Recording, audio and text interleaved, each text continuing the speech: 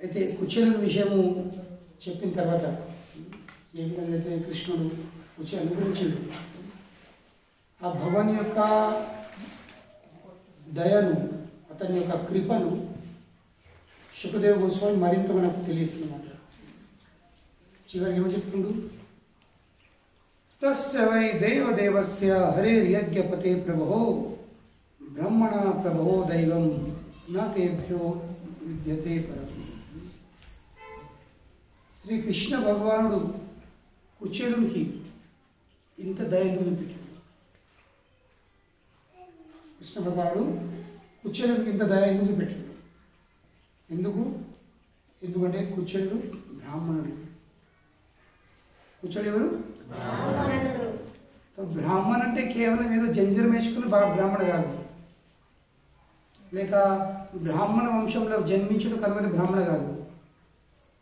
బ్రాహ్మణ అంటే వాస్తవంగా ఆ భగవాన్కి సంపూర్ణంగా శరణ పొందిన వాళ్ళు, ఆ భగవద్భక్తులు వాస్తవంగా బ్రాహ్మణులు.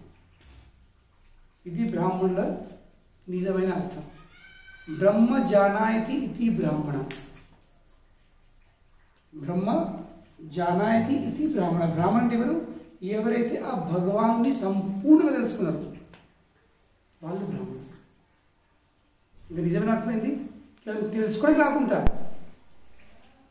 ఆ భగవాన్కి సంపూర్ణంగా అంకితమై, అతని సేవలు సంపూర్ణంగా అంకితమై, అతనికి సంపూర్ణంగా శరణు పొందిన వాళ్ళు బ్రాహ్మణులు.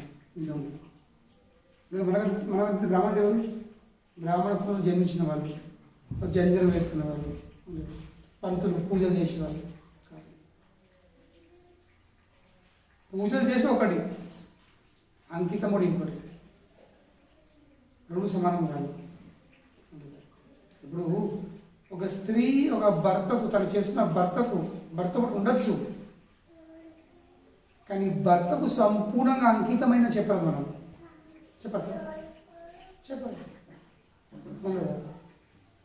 అదేవిధంగా శ్రీకృష్ణ భగవాన్ని సంపూర్ణంగా తెలుసుకున్నారు ఒక విషయం, కానీ అతని సేవలు సంపూర్ణంగా నియుక్తమైన వాళ్ళు వేరే విషయం. కనుక బ్రాహ్మణుడు అంటే ఎవరు? ఎవరైతే సంపూర్ణంగా శ్రీకృష్ణ భగవానికి తెలుసుకొని అతనికి సంపూర్ణంగా సమర్పించుకునేవారు వాళ్ళు బ్రాహ్మణుడు. కనుకనే కుచేలుడు అటువంటి బ్రాహ్మణుడు. ఏదో పేరుగా బ్రాహ్మణ వంశం జన్మించి బ్రాహ్మణ వృత్తి ఉన్నవాడు కాదు.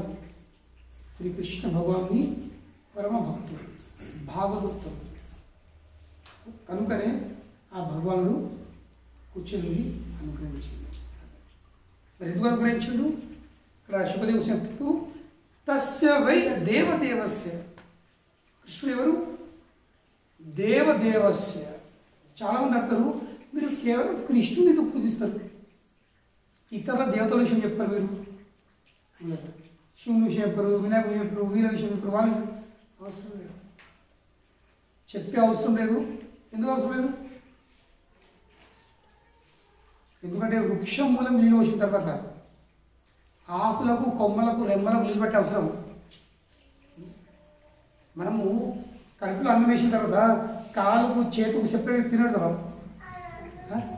చెవులు అన్నం దొరకదా, ఓ చేతి బాగా నీకు అనిపిస్తుంది కొంచెము ఇది తినడతావా, ఏం చేస్తాం? నోరుతో వేసుకొని కలపాలి. ఒక్కపారి ఉదరం అన్నం చేరిందంటే, అన్నం ఉదరం చేరిందంటే ఈ మూలకెళ్ళి బట్టి ఈ మూల వరకు అన్నిటికీ లేదు. అదేవిధంగా వృక్షం మూలం నీళ్ళు పోసిన తర్వాత మనకు ఆకులకు, కొమ్మలకు నీళ్ళు పట్టే అవసరమా? అవసరం. చిన్న ఉదాహరణ కదా, ఒక్కపారి వేర్లకు ఒక బుర్ర నీళ్ళు వచ్చిన ఒక జగ్ తీసుకొని మనకు పై పొట్టి గంట కొద్ది మీద నీళ్ళు అంటే అవసరమా? ఎందుకు అవసరం లేదు? ఎందుకంటే వేరు నీళ్ళు అందినంటే ఆ వృక్షం మీద ఉన్న ప్రతి ఒక్క ఆకుకు, కొమ్మకు, రెమ్మకు, పువ్వు, పండుగ అన్ని నీళ్ళు చేరుతున్నాయి. దానికి సెపరేట్గా పట్టే అవసరం లేదు. మేము పడుతుంటే పట్టుండ్రి నీళ్ళు వేస్ట్. టైం వేస్ట్, శ్రమ వేస్ట్. కింద నీళ్ళు ఈజీ, ఇట్లా అంటే పైపు 5 నిమిషాలు ఏమిటి చేయగా కూస్తుంది. అవును కదా, తడిచిపోతావు. మీకు నీళ్ళ వరకు మీద మళ్ళీ మీదకెళ్ళే మళ్ళీ కిందికి పడతాయి, నీ మీద పడతాయి. తెలియతానమ్మా, అది తెలుతానం ఏంటి? ఒక జగ్గెట్ నీళ్ళు తీసుకొని చక్కగా ఎంతసేపు పడుతుంది? 1 నిమిషం కూడా కాదు. అవును, ఆ 30 సెకండ్స్ చేసే కార్యంతో మన వృక్షంని మొత్తం పచ్చగా చేయొచ్చు. కానీ అదే గంటల కొద్ది మనం పైపడితే గ్యారెంటీ లేదు ఆ వృక్షం బతుకుతుందని. గ్యారెంటీ. అలాగే కృష్ణుడు ఎవరు చెప్తారు? తస్య వై దేవదేవస్య. ఎవరతడు? దేవతల దేవుడు. 33 కోట్ల దేవతలు అతన్ని పూజిస్తారు. కనుక ఇది మా మాట కాదు, ఇది శాస్త్రం చెప్తుంది. ఏమవుతుంది? తస్య వై దేవదేవస్య. గీతలో కూడా భగవాన్ ఏం చెప్తుండు? అహం ఆది దేవానాం. ఏమి చెప్తుడు? అహం నేను, అహం ఆది. ఆది అంటే ఎవరు? మొట్టమొదలు, స్టార్టింగ్ పాయింట్. మరి ఎవరికి మొదలు? దేవానాం. అన్ని దేవతల మూలం కూడా నేనే. నా నుండి అది దేవతలు ప్రకటిస్తారు. కనుక అతన్ని పూజించిన తర్వాత వాస్తవానికి ఇతన్ని ఎవరిని పూజించే అవసరం. ఏ విధంగా వృక్షంలో నిలవసిన తర్వాత మనకు ఇతర ఏ కొమ్మగ్రామ నిలవసిన అవసరం ఉండదో అదే విధంగా కృష్ణుని ఒక్కొని పూజిస్తే మనకు ఏ దేవతలకు, ఏ దేవులకు, ఏ అమ్మలకు, ఏ అయ్యలకు పూజించే అవసరం లేదు. ఎందుకంటే అన్నిటికీ అప్రయత్నంగా సమకూరుస్తుంది. అందరికీ మన పూజ అన్నది అందుతుంది. అవునండి, మనం ఒక్క అగరబత్తి కృష్ణుడు పెడితే ఆ ఒక్క అగరబత్తిని 33 కోట్ల దేవతలకు ఆటోమేటిక్లీ చేస్తుంది. మరి అదే 33 కోట్ల దేవతలను మనం అగరబత్తి పెట్టాలంటే ఎన్ని కావాలి? 33 కోట్ల అగరబత్తులు కావాలి. 33 కోట్ల అగరబత్తులు ఎన్ని కిలోలు అవుతాయి? ఎన్ని పాకెట్లు? అవును, ఈ నూనె అగరబత్తులు రకాల తెలుతనం ఏంటి? రూమ్ నుండి అగరబత్తి అంటే అవసరమా? తెలుతనమా? ఒక అగరబత్తి పెట్టి అందరినీ సంతోషపెట్ట తెలుతనమా? ఒక్క అగరబత్తితోని అందరినీ సంతోషపెట్టాలి తెలుతనము. మళ్ళీ 33 కోట్ల దేవతల పేర్లు తెలుసు మనకు. మరి ఎవరి అగరబత్తి? ఎవరి పేరు అగరబత్తి అంటే పెడతావు? అవును లేదా? కానీ ఒక్క కృష్ణునికి ఒక్క అగరబత్తి పెడితే అక్కడ ఎప్పుడు అహం ఆది దేవానాం తస్య వై దేవదేవస్య. ఆ ప్రయత్నం ఏమవుతుంది? మనము అన్నింటినీ పూజిస్తున్నాము, అందరినీ సంతోషపెడుతున్నాము, అందరికి అందుతుంది. దేంతో? ఒక్క అగరబత్తి. చెప్పండి, ఇది తెలియకరం. తక్కువ ఖర్చుల, తక్కువ సమయంలో, తక్కువ శ్రమతో లాభమే లాభము. లాభం తప్ప ఇంకేం లేదు. ఎక్కువ తక్కువ లాభమే. మనం ఎక్కువ లాభం అంటే కొంచెం నష్టం కూడా ఉంటుంది లేదా? ఎక్కువ అంటే కొంచెం ఉంటుంది కదా. సంపూర్ణ లాభం అంటే నష్టంకి అవకాశమే. కనుకనే కృష్ణుడు ఎవరు? తస్య వై దేవదేవస్య హరేర్యజ్ఞపతే ప్రభు. హరి కృష్ణుడు ఎవరు? యజ్ఞపతి. మనం చేసే ప్రతి ఒక్క యజ్ఞాలకు ఆధిపతి అతడు. వాస్తవంగా మనం అందరూ యాగం చేస్తున్నాం, ఇంటికాడ చూస్తాం. బాగుంది, ఈ దేవతల పూజలు, ఆ దేవతల యాగం చేస్తాం కదా. యాగం యజ్ఞపతి ఎవరు? విష్ణు, హరి. వాస్తవంగా ఆ యజ్ఞకుండం అంటే ఏంటి? ఆ యజ్ఞకుండం అంటేనే విష్ణు. ఆ యజ్ఞకుండం అంటేనే విష్ణు నోరు. అంటే ఏ దేవతలకు కూడా మనం ఒక నైవేద్యం అందియాలంటే అందించే దారి ఉంది. కృష్ణుని నోట్లు ఉంది. కృష్ణుని నోట్లో ఫస్ట్ వేయాల్సింది. యజ్ఞకుండం అంటే కృష్ణుని నోరు. అది ఇప్పుడు స్వాహ అంటాము. వినిస్తాం. స్వాహ అంటే సమర్పిస్తుంది. కృష్ణుడు తింటేనే కృష్ణుడి ద్వారా మీకందరికి అందుతుంది. కృష్ణుడు సేవించకపోతే ఏ దేవతలకు ఏమన్నది? ఏ విధంగా మీరు పనిచేస్తారు? మీ సేటో మీ దుకాణం ఏదో ఉందా, మీకు పైసలు వస్తాయి కదా, పైసలు మీకు ఇస్తారు. ఆ మీ పైసలతో మీ కుటుంబం బతుకుతుంది, మీ భార్య పిల్లలు కడుపుంటుంది. అదేవిధంగా విష్ణుకు ఫస్ట్ అందాలి. విష్ణుకు అందుతేనే ఆ 33 కోట్ల దేవతలు అందుతుంది, లేకుంటే అంతది. కృష్ణుని పేరేది యజ్ఞపతి. యజ్ఞంకి ఆధిపతి అనే. ఇప్పుడు మీరు ఇంట్లో పూజ చేసుకుంటారు, చేస్తే ఫస్ట్ ఏం చేయాల్సింది? ఫస్ట్ ఒక ముంత పెట్టి, మామిడాకు పెట్టి, తంబాకు పెట్టి, కొబ్బరికాయ పెడతారు. అదేంటి? అది విష్ణువు. ఫస్ట్ విష్ణువు స్థాపించబడుతుంది. విష్ణువు స్థాపించకపోతే పూజ కాదు. కొందరు మరి వినాయకుడిని పూజ చేస్తారు కదా, ఫస్ట్ వినాయకుడి పూజ లేకుండా ఏ దేవుని పూజ కాదు కదండి. అవును, వినాయకుడిని పూజించింది ఏ పూజ కాదు, ఏ దేవత పూజ అంటారంటే అంటారు కదా. కానీ వినాయకుడిని పూజించాలంటే ఫస్ట్ ఎవరిని పూజించాలి? పెడతారు కదా కలశం. కలశం పెట్టే ముందు ఏం చేస్తాం? ఓం కేశవాయ నమః, ఓం నారాయణ నమః, మాధవాయ నమః, ఓం గోవిందాయ నమః, విష్ణువే నమః, త్రిమూర్తాయ నమః. ఎవరి పేరు వస్తాం? సో వినాయకుడిని కూడా పూజ చేయాలంటే ఫస్ట్ విష్ణుతో చాలుతుంది. అది అర్థమైంది? విష్ణుది పేరు లేని, విష్ణు పూజ లేని ఎవరిని కూడా పూజ ఎందుకంటే యజ్ఞపతి. ఇది గుర్తుంచుకోండి. ఆధిపతి, ఆది మొదలు అతను పూజ కలిసింది. కనుక శుక్రదేవ చెప్తుడు తస్య వై దేవదేవస్య హరేర్యజ్ఞపతే ప్రభో. దేవతలకు దేవుడు హరి, యజ్ఞం కూడా ఆధిపతి. కానీ బ్రహ్మణ ప్రభో దైవం నతేభ్యో విద్యతే పరం. కానీ ఆ దేవాది దేవుడు ఎవరిని పూజిస్తుండు? బ్రాహ్మణులను పూజిస్తుండు. చెప్పండి, భగవానుడు ఎవరిని పూజిస్తుండు? తన భక్తులను పూజిస్తాడు. ఇది భగవంతుని గుణము.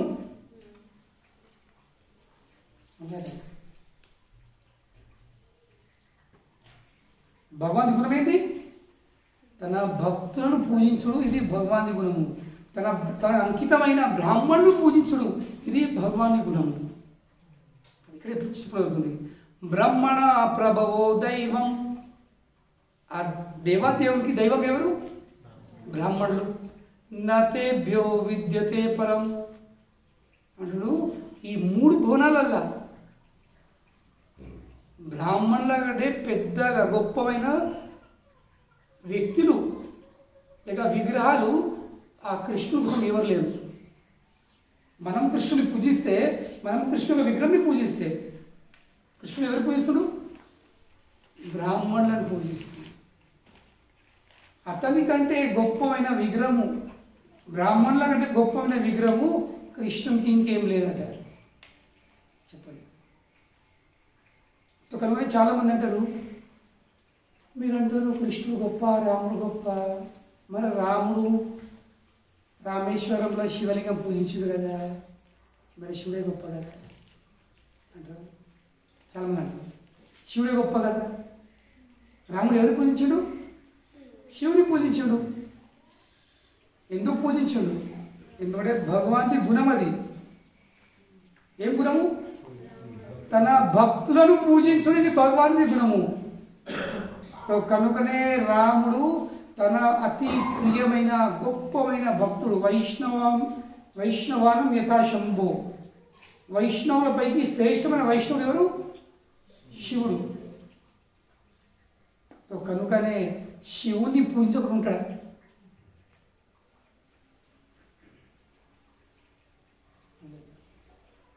ఆ భగవాన్ గుణం ఏమిటి? తన భక్తులను పూజించు. కనుకనే రామచంద్రుడు శివుణ్ణి పూజించు. శివుడు గొప్ప అని కాదు, గొప్ప దేవుడని కాదు, గొప్పమైన భక్తుడని, గొప్పమైన వైష్ణవుడని రాముడు పూజిస్తాడు. కనుకనే రామేశ్వరుడు అర్థమైంది. జనుడు రాముని ఈశ్వరుడు రామేశ్వరుడు శివుడు అని కదా. నిజమైన అర్థమేముంది? మీరు తులసిదాస్ రామాయణం చదివితే అందులో సాక్షాత్ శివుడు రాముడు ఈ రోజు నుండి రాముడు శివుని పూజించిన తర్వాత ఏమంటాడు? ఈ రోజు నుండి అయ్యా శివ, జనాలు మిమ్మల్ని ఏ పేరుతో పూజిస్తారు? రామేశ్వర అని పేరుతో మిమ్మల్ని గుర్తించి మిమ్మల్ని పూజిస్తారు. ఎందుకంటే రాముడు ఎవరిని పూజించిండో ఆ రామేశ్వరుడు అని మీ పేరు ఏమంటారు? ఫేమస్ అవుతుంది, రామేశ్వరం అవుతుంది. కానీ అప్పుడు శివుడు ఏమంటుండు? లేదు అయ్యా రామచంద్ర ఇద్దరు ఇది అర్థం కాదంటుండు. రామేశ్వరం నిజమైన అర్థం ఏంటి అని శివుడు చెప్తున్నచ్చి. రాముడు ఎవరైతే ఈశ్వరుడో, రాముడు ఎవరికైతే ఈశ్వరుడో అది రామేశ్వరుడు అని శివుడు చెప్తుండు రామాయణంలో. అంటే మీరు నాకు ఈశ్వరుడు ఏమని చెప్తుండు శివుడు? మీరే నాకు ఈశ్వరు అని చెప్తున్నాడు. కైలాసంలో కూసుండి శివుడు పార్వతిని ఏమని బోధిస్తుండు? పద్మపురాణంలో మీ అందరూ తెలిసిన శ్లోకం చెప్పండి. కైలాసంలో కూర్చుండి శివుడు పార్వతికి దుర్గమ్మకు భక్తి విషయం బోధిస్తుడు. అదే పురాణం? పద్మపురాణం. ఏంటో శ్లోకం చెప్పండి, అందరూ తెలుసు. నేను చెప్పండి, నేను కొంచెం చెప్తే గుర్తుపెట్టాను. మీకు తెలకుండా మీరు వింటారు. శ్రీరామ రామ రామేతి రమే రామే మనోరమే. విన్నట్లేదా? రామ నామ వరాణనే. ఓ వరాణనే, వరాణ ఏంటి? ఓ నా అందమైన భార్య చెప్తుడు. ఏమో సంబోధించి పార్వతిని ఓ వరాణనే. అనానంటేది ముఖం, గజానన. ఆనందేది ముఖం, ముఖంని సంస్కృతం ఆనన్ అంటారు. గజ ఏనుగు లాంటి ముఖం ఉన్నాడు గజానుడు. సో వరాణని అనేది ఓ నా అద్భుతమైన సుందరమైనటువంటి భార్య, ఓ పార్వతి. నేను ఏం చెప్పబోతున్నా విను. ఏంది? రామనామం గొప్పది. ఒక్కసారి రామనామం పలికితే 3 సార్లు, సారీ, ఒక్క రామనామము ఒక్క సహస్రనామంతో సమానం. మనం గంట సేపు కూర్చుంటే విష్ణు సహస్రనామం చదవచ్చు, కానీ ఒక్కసారి రామ అంటే ఏమవుతుంది? సహస్రనామ తుల్యం. తుల్యం అనేది సమానం. కనుకనే మనకు విష్ణు సహస్రనామం చదివే అవసరం లేదు. దాని బదులు ఏమనాలి? రామ. కానీ ఒక్కసారి కృష్ణ అంటే 3 రామనామంతో సమానం. కనుకనే ఒక్కసారి కృష్ణ అంటే ఎన్నిసార్లు విష్ణు సహస్రనామం చెప్పినట్టు? 3 సార్లు. ఒక్క రామనామము ఒక్క విష్ణు సహస్రనామంతో సమానం. ఒక్క కృష్ణనామము 3 రామనామంతో సమానం. ఒక్కసారి కృష్ణ అంటే ఏమవుతుంది?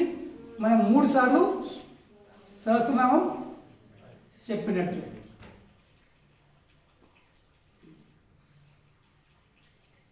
కనుక మనం ఏం చేస్తుంది? హరే కృష్ణ హరే కృష్ణ కృష్ణ కృష్ణ హరే హరే హరే రామ రామ రామ హరే హరే. ఇప్పుడు మీరు ఆలోచించండి, ఈ హరే కృష్ణ మహామంత్రంలో ఎన్నిసార్లు కృష్ణ వస్తుంది, ఎన్నిసార్లు రామ వస్తుందని. సో మనం ఎన్నిసార్లు విష్ణు సహస్రాలు చెప్తున్నాం గుర్తుంచుకోండి, అర్థం చేసుకోండి.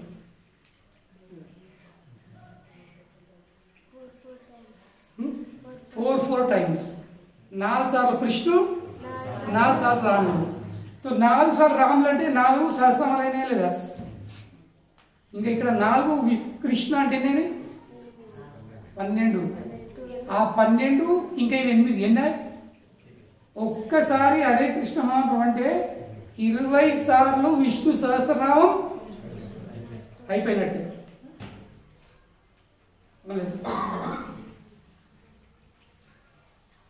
ఒక్కసారి హరే కృష్ణ కృష్ణ కృష్ణ హరే హరే హరే రామ రామ రామ హరే హరే. ఏమైంది? ఎన్నిసార్లు మనం విష్ణు సహస్రనామం 20 సార్లు చెప్పేసింది. అదే 20 సార్లు విష్ణు సహస్రనామం చెప్పాలంటే ఎంత అయిపోతుంది? एक पेज ले ले, पेज पेज पत्ता पेपर ले ले, पेपर ले ले, पेपर ले बस पूर्व देख मेरा नंदी तो है भाई भाई ए छोड़ पेपर इधर टेक सामने हां गुड बस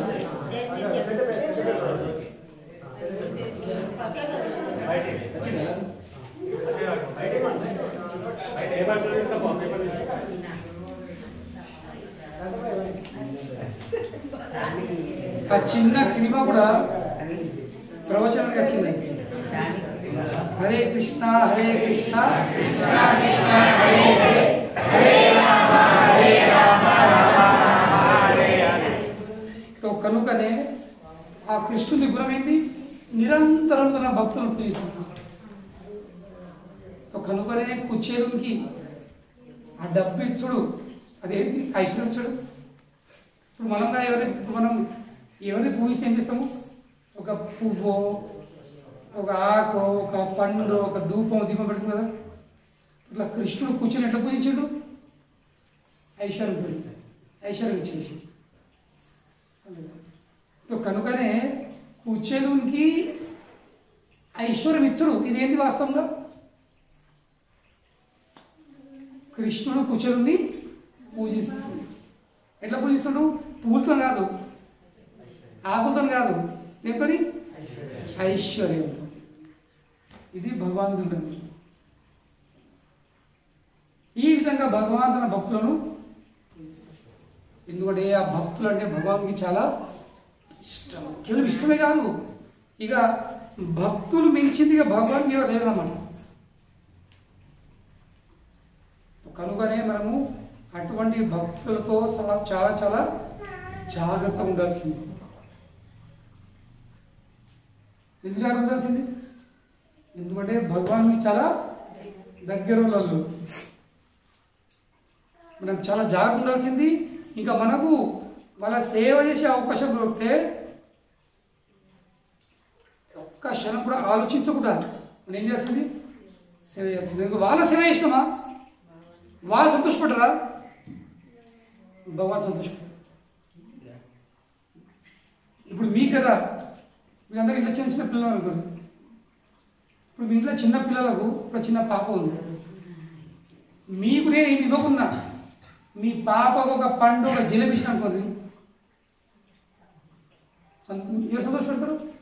పాప సంతోషపడుతుంది, పాపతో పాటు మీరు సంతోషపడరు. ఎందుకు? అబ్బా మా పాప దగ్గర తీసుకున్నాడు లేదా, మా పాప దగ్గర తీసుకున్నాడు, మా స్వామి మా పాప ఎత్తుకున్నాడు, మా పాప ఎత్తుకుని చేయబెట్టిన పెట్టేది ఏంటిది? ఎంతో ఖుషి ఉండలేదు. ఎందుకు? మీ పాప కాబట్టి. అదేవిధంగా భగవద్భక్తులు ఎవరు పాపలు? ఆయన పాపలు. కనుకనే అతని యొక్క పాపాలను మనం ఎంత ప్రేమ చూసుకుంటామో, ఎంత ప్రేమ నడుచుకుంటామో, ఎంత ప్రేమను గౌరవిస్తామో ఆ భగవానుడు అంతే సంతోషం. కనుకనే అటువంటి భగవద్భక్తులు మనం అందుబాటులో వస్తుందంటే ఇది మనం చేసుకున్న ఎన్నో జన్మల పుణ్యకర్మ అనుకోవాలి. ఇంకా వాళ్ళ సేవ చేసే అవకాశం దొరుకుతుంది.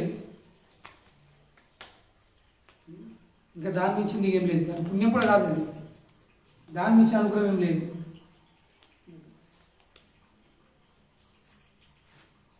కనుకనే వాళ్ళ సేవ చేయాల్సింది, వాళ్ళు చెప్పి వినాల్సింది.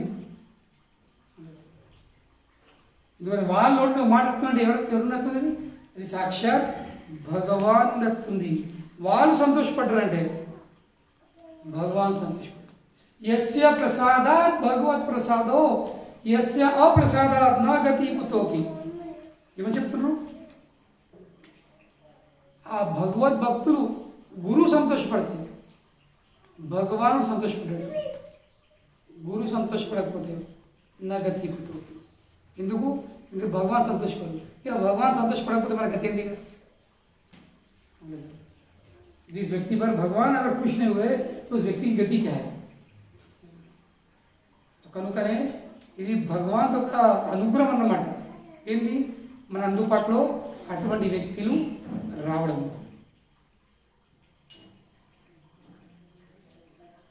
మనము వాళ్ళ దగ్గరవుడు ఏమైనా అవకాశం అనుకుంది, మన ఎన్నో జన్మల పుణ్యకర్మల సుకృతులు అనుకోవాలి. ఎందుకంటే భగవానుడికి భక్తులు అంటే చాలా చాలా ప్రియులు, చాలా చాలా ఇష్టం. ఎంత ఇష్టము ఏమైనా ఊహించలేము. ఎంత ఇష్టం చెప్తాను, ఎంత ఇష్టం అండి.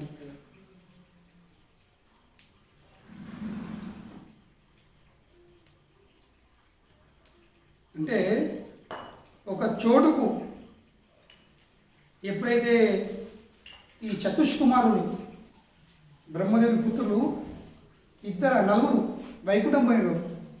వైకుంఠం పోతే ఆ వైకుంఠం ఈ ద్వారం మీద ఉన్న జయమిషుడు నాకు వేరే మీరు ఓటు లోపడింది.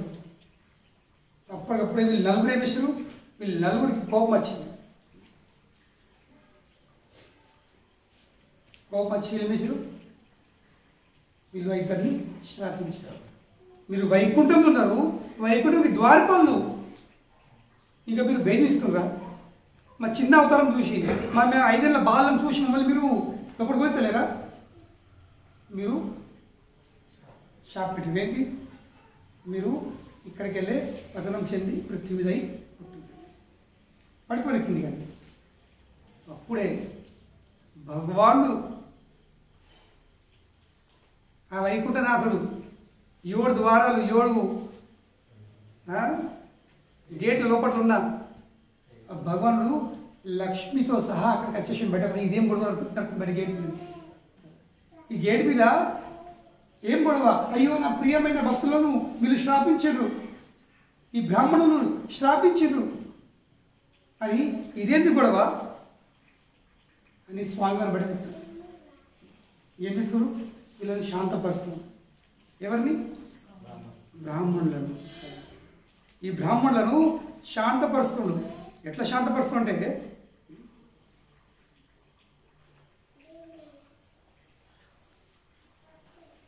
ఏం చెప్పి శాంతపడుతుండు?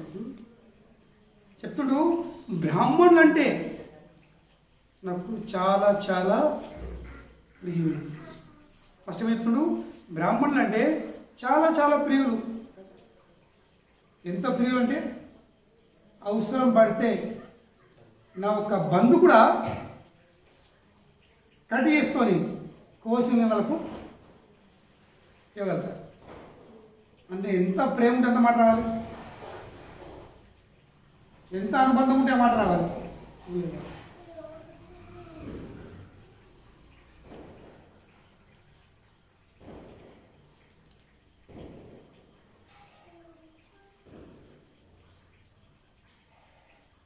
వాస్తవం చాలా చక్కగా భగవానుడు చాలా చక్కగా చెప్తున్నాడు.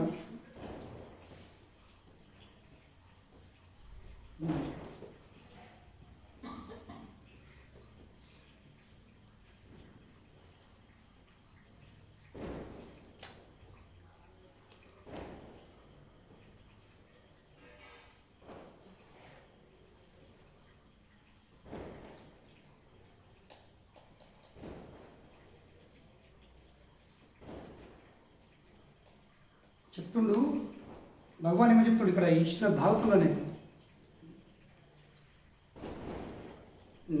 నాహం తదామి యజమాన హవేర్వితానే శోచృతం అదంభుత భున్ముఖేన యద్బ్రాహ్మణస్య ముఖతశ్చరతో అనుఘాసం తుష్టస్య మై అవిహుతుర్ నిజ కర్మ పాకై. ఏమో చెప్తుండు? జనాలు యాగంలో స్వాహా స్వాహా నెయ్యి ఏం చేస్తారు? నెయ్యి పోస్తూ ఉంటారు. నెయ్యి పోస్తారు, ధాన్యాలు గింజలు పండ్లు ఫలాలు వేస్తూ ఉంటారు కదా. ఇక్కడ ఏమని చెప్తుండు? దాంతో నేను సంతోషపడి అంటున్నాను. అవన్నీ యజ్ఞకుండం నా నోరు కదా, నా నోట్లే అవన్నీ యాగాలు ఆహుతి వేస్తూ ఉంటాయి. నేను సంతోషపడాను. ఏమో చెప్తుండు, నేను మరి ఎట్లా సంతోషపడతా?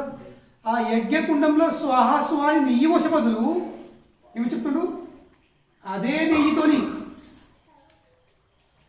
నా నోట్లే నెయ్యి పోసే బదులు ఏమి చెప్తుండు, అదే నెయ్యితోని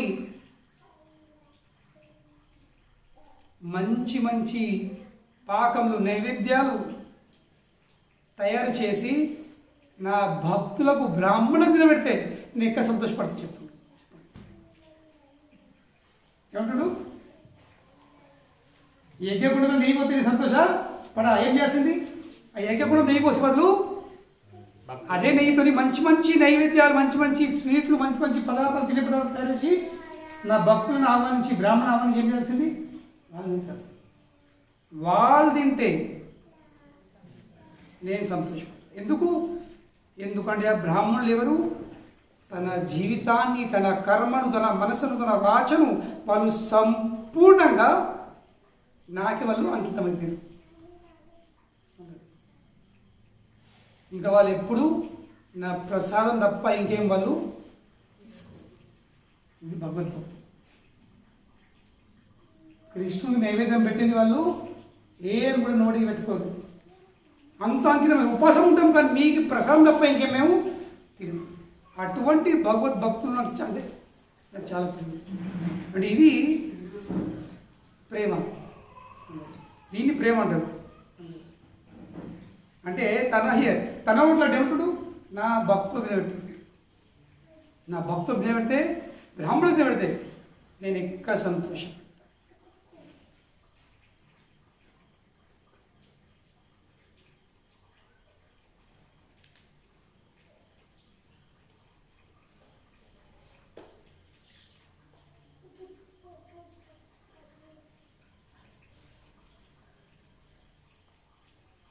ఇంకా చాలా మంచి మంచి చెప్తుండ్రు, కానీ మళ్ళీ వచ్చేవారము చెప్తా. భగవానుడికి బ్రాహ్మణులు అంటే ఎంత ఇష్టం, భగవానుడికి భక్తులు అంటే ఎంత ఇష్టం. ఇందులో తెలుసుకున్న విషయం ఏముంది? మనం ఎప్పుడు కూడా భగవద్భక్తులను అవమానించకూడదు. వాళ్ళు మనలాగా మానవులాగా కనబడుతున్నారు, మనతో కూర్చుంటారు, మనతో మాట్లాడుతున్నారు, మనతో తింటున్నారు అని మనం వాళ్ళకి సాధారణ అనుకోవద్దు.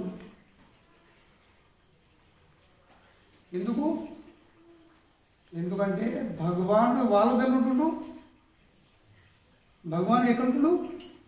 వాళ్ళ హృదయంలో. ఇంకా వీళ్ళు ఎక్కడ ఉంటుండ్రు? భగవంతుని గుండెల వీళ్ళు ఉంటుండ్రు. భగవంతుని గుండెల భక్తులు, భక్తుల గుండెల భగవానుడు. కనుకనే మనం ఎన్నడూ కూడా వాళ్ళని సాధారణ అనుకోవద్దు. ఎప్పుడు వాళ్ళు మనం గౌరవిస్తున్నారు, వాళ్ళని పూజిస్తున్నారు. వాళ్ళని సాధారణ అనుకుని ఎన్నడూ మనం కించపరచం. ఎందుకంటే భగవాన్ వాళ్ళని పూజించినప్పుడు మనం ఎంత పూజించాలి వాళ్ళను చెప్పండి. భగవానుడు తనను పూజిస్తున్నారు వీళ్ళను, మనం ఎంత పూజించాలా? ఇంక రెండో విషయం ఏంది? వాళ్ళు మన కోసం ఏ విషయం చెప్పినా ఇది భగవంతుని యొక్క వాక్యం, ఇది భగవంతుని అనుగ్రహం అని మనం స్వీకరించాలి. మనకు నచ్చినా నచ్చకుండా భగవాను నా కోసం చెప్తుండు. వాళ్ళ నోటి నుండి భగవాను పలుకుతుండు, వాళ్ళ గుండెలకు వెళ్ళే ఆ భగవానుడు మన కోసము కొన్ని సూచనలు ఇస్తుండు, కొన్ని ఆదేశం ఇస్తుండు. దాన్ని పాటించే ప్రయత్నం. అప్పుడు వాస్తవం నిజంగా మనకు బాగా అనుగ్రహిస్తుంది. మనం వాళ్ళని దాటేసి నాకు గురువు వద్దు, నాకు భక్తులు వద్దు, నాకు చక్కగా భగవానుడే కావాలి, భగవాన్ ఏం సార్ అన్ని పరిస్థితి. శూర్పణఖ ఏం చేసింది? శూర్పణఖ ఫస్ట్ ఎవరు అయిపోయింది? లక్ష్మణ్ దగ్గరికి పోయింది. సారీ, రామ్ దగ్గర పోయింది, క్షమించండి. రామ్ దగ్గర పోయి చక్కగా నాతో పెళ్లి చేసుకొని, రాముడు ఏమన్నాడు? నాకు ఆల్రెడీ భార్య ఉంది, మా తమ్ముడు పెళ్లి చేసుకున్నాను, ఆయన భార్య అందుబాటులో ఒంటరి ఉంటుండు, అటు లక్ష్మణ్ ఎవరు? గురు ప్రతినిధి. కనుకనే రామ్ దగ్గర చక్కగా రాముడు ఏమిషుడు? ఫస్ట్ గురు దగ్గర పో, గురువు అనుమతి తీసుకో. అతను అనుమతి ఇస్తే తర్వాత నారాయణ చక్కగా వచ్చే. ఇంకొక పొరపాటు ఏమైంది రామాయణంలో, ఎప్పుడైతే హనుమాన్ ఇంకా రామ్ లక్ష్మణ్ మొదటిసారి కలిసినప్పుడు అంజన్ ఏం చేసిండు, ఇద్దరిని ఎక్కించుకొని పైకి ఋష్యముఖ పర్వతం తీసుకుపోయాడు. సుగ్రీతో కల్పిస్తాను ఇద్దరిని ఎక్కించుకొని పోయాడు. సుగ్రీవ విషయుడు ఒక గంధం చెక్కని కొమ్మ ఎంపి, అప్పుడు ఏం లేకపోయాయి, చేపలు లేకపోయాయి, వీళ్ళే జంగల్ ఉండ్రి, చేపలు లేకపోయాయి, బట్ట ఏం లేకపోయాయి. ఏం చూడు ఆ గంధం చెక్క కొమ్మ ఎంపి రాము కోసం ఒక పీఠం పెట్టి అయ్యా కూర్చుండాను. కానీ లక్ష్మణ్ని దేకలేడు. లక్ష్మణ్ని అరసిపోయాడు. లక్ష్మణ్ వైపు చూడలేదు. కనుక ఏమైంది, రాముని పూజిస్తుండగా లక్ష్మణ్ని అవమానించాడు. లక్ష్మణ్ ఎవరు, గురువు. కనుక ఏమైంది, గురువు అప్రోధం అయింది.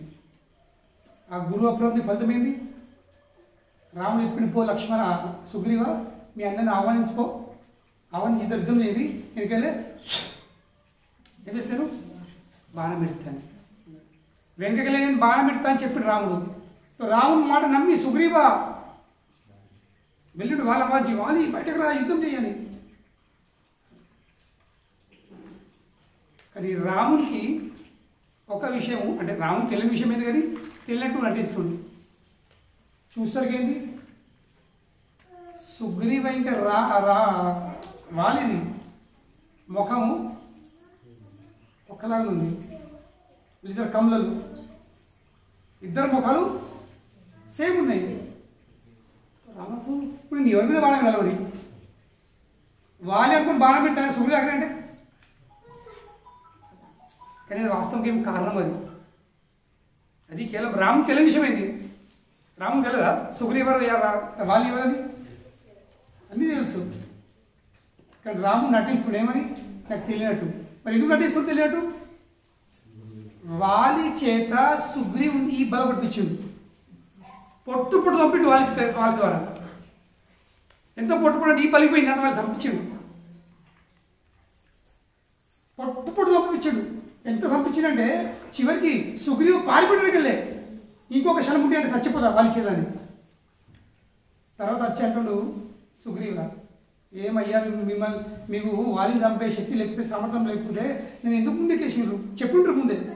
మీ మాట నమ్మి మిమ్మల్ని నమ్మి నెయ్యి బలవడు, నేను నెయ్యి బలిపోయింది మొత్తం అని సుగ్రీవ రాముని కంప్లైంట్ చేస్తుంది. రాముడు ఏమంటాడు, నాకేం తెలుసు ఇద్దరు ముఖాలు ఒకటి కానీ నువ్వు అన్ని విషయాలు చెప్తే కానీ మీరు ఇద్దరు ముఖాలు చెప్తుంటే నేను ఆలోచిస్తుంది. అప్పుడు రాముడు ఏం చేశాడు, లక్ష్మణ పని చేయి, ఈ సుగ్రీవు మెడల ఒక ఏమి పుష్పాల మాల అని చెప్తాడు, పువ్వుల మాల దండ అని చెప్తాడు. మరి లక్ష్మణుడికి చెప్పాడు, హనుమాన్కి చెప్పచ్చు, ఇంకెవరికి చెప్పచ్చు కదా.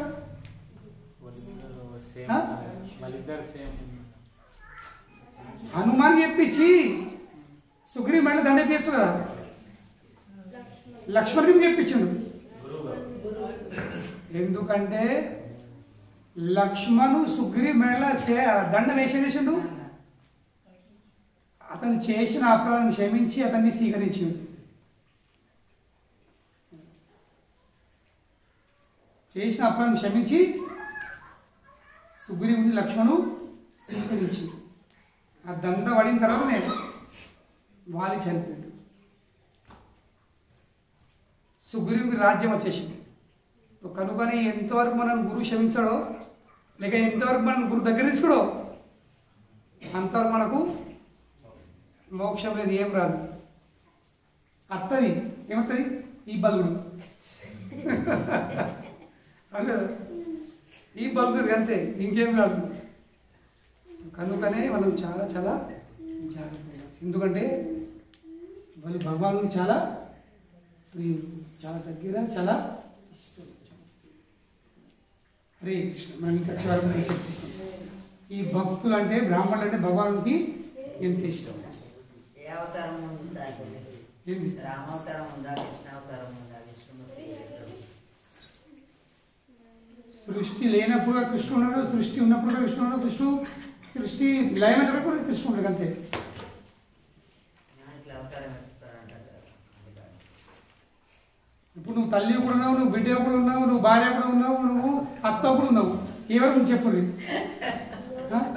ఎవరు ముందు?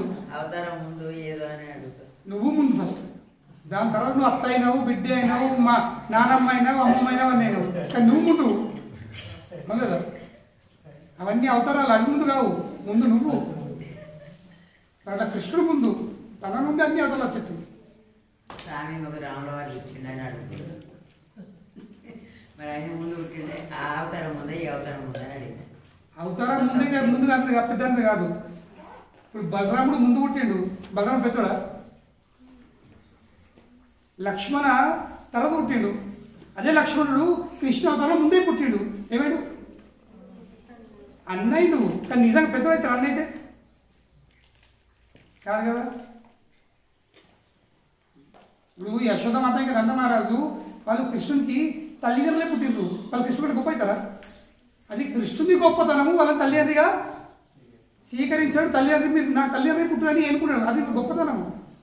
కనుకనే కృష్ణుడు ముందు వచ్చిండా, రాముడు వచ్చిండా, దానివల్ల రాముడు పెద్దనా కృష్ణుడు పెద్దనా ఈ విషయం కాదు.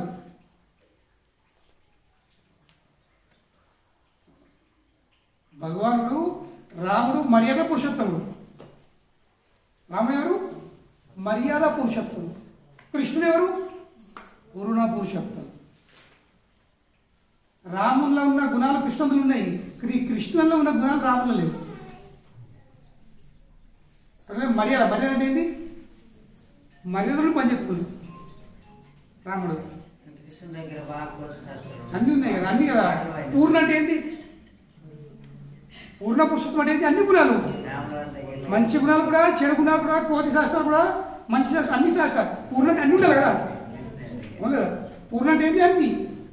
కానీ రాముడు అంటే ఏంటి? మర్యాద కొన్ని. ఆ కృష్ణుడు రాముడు వచ్చినప్పుడు కొన్ని గుణాలను వ్యక్తం చేసాడు. ఇప్పుడు మనం కదా ఇంటికి పోతే, మనం చుట్టాలింటికి పోతే ఇంట్లో ఉన్నట్టు ఉండవా? మనము చుట్టాలింటికి పోతే ఇంట్లో ఉన్నట్టు ఉండవా? మనకు లోపల ఆకలి అవుతుందా కానీ ఏదో తింటారా? లేదు ఇంకేం ఆకలి అవుతుంది అని చెప్తుంది. లోపల మాడుతుంది. ఎప్పుడు పెడతారు ఏం చూస్తున్నాము, కానీ తింటారా? లేదు కానీ అంటాం, నటిస్తాము. కానీ మన ఇంట్లో ఉంటే లేత డబ్బులు ఎత్తాము, పోయి కిచెన్లో బౌల్ లేకుండా రాత్రి మిగిలిందా, ఫ్రిడ్జ్ లేకుండా ఉన్నాయా, రాత్రి అన్నం ఉందా, ఏం లేకపోతే తప్ప అన్నంలో నువ్వు వేసుకున్నా పొంగి వేసుకుని తింటావు. మన ఇంటికి పోయి అట్లా మంది ఇంటికి పోతే మన గుణాలు అయిపోయినాయి, మర్యాద అయిపోయింది. కానీ మన ఇంటి వస్తే ఫుల్ మొత్తం అట్లా. కృష్ణుడు వస్తే మొత్తం చూపెడతాడు ఇక, కానీ రాముడు వస్తే కొన్ని చూపెట్టాడు. హరే కృష్ణ ప్రభుపాద కీ జయ.